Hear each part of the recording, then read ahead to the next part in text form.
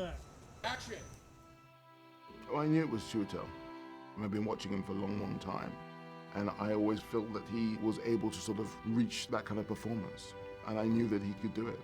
I was born a free man. Can I get a kiss, please? Thank you. Until the day I was kidnapped and sold into slavery. We had a pretty extraordinary script. And at that point, we got Chiwetel Ejiofor to commit to playing Solomon. If you want to survive, do and say as little as possible. Well, I don't want to survive. I want to live. Chiwetel got on board, and there was never another Solomon. Pick that cut! Move along, huh? When I first read the script and the book, I'd never read or seen anything like that in my life.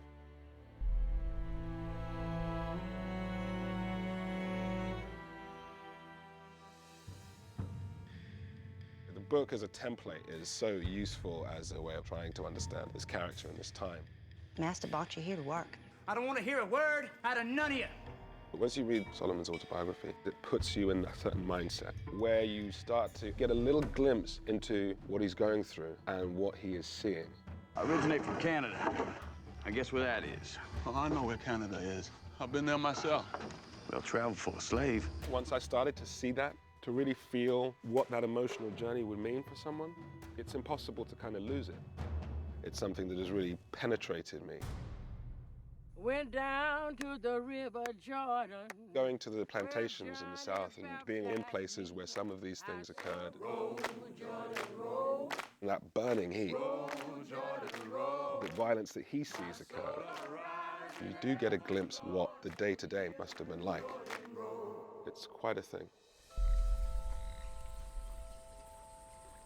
Chiwetel conjures up the most profound empathy, not just because of the situation. There's something about him and what he transmits as an actor that's just very, very earnest, very vulnerable, very sharp, and you really care for him.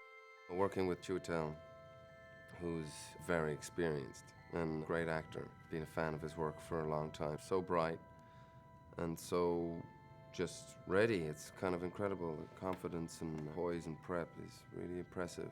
He allowed the rest of us to have that same kind of work ethic. Let's go about this with an efficiency and a sense of duty.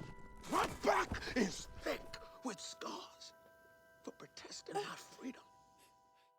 Watching Chiwetel was, to me, a masterclass in subtlety and in nuance, because he did have this 12 years of this story to tell, and starting in one place, and I was able to see all of it just alive in him. You can't imagine how difficult it was to do what he had to do. He's in every scene.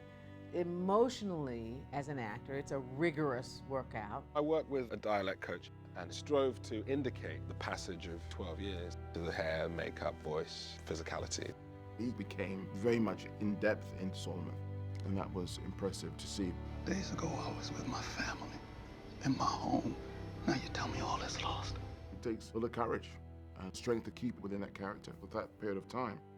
I thought you knowed something. I did as instructed. There's something wrong. It's wrong with the instruction. We just knew going in that it was going to be a physical strain to reenact those exact things. Your story, it is amazing. And in no good way. You come here. Master, I said come here! But it felt it was such a strong part of the story. I will survive.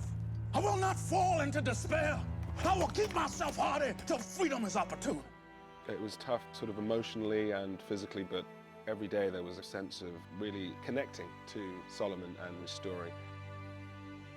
And reenacting something that he went through and trying to reenact it in the detail that he describes it was something that really was very important to me. It would be an unspeakable happiness to see my wife and my family again. Chiwetel has the ability and nobility to sort of hold the camera and hold the whole film together. It was an extraordinary journey to go on, and I knew that it would be. I was a free man. I'm not a slave.